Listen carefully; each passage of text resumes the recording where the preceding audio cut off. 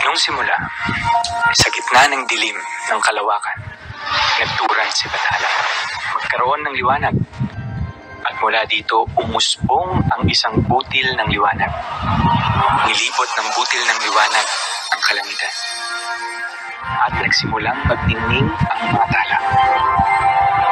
Ang araw at ang buwan.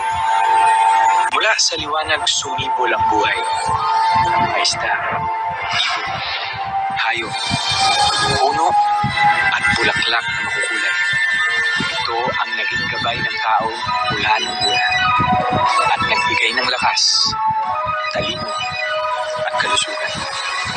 Ang butil ng liwanag ay patuloy na yumabong kasabay ng pag-unlad ng mundo.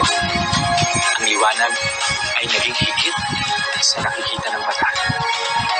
Naging simbolo ito ng ligaya, pagmamahal, at pag-asa. Nagagawa natin itong ibahagi sa iba. Sa bawat yakap, ngiti, at tawa. At sa panahon ng lungkot at dilim, lalong nagliliwanag ang puso natin.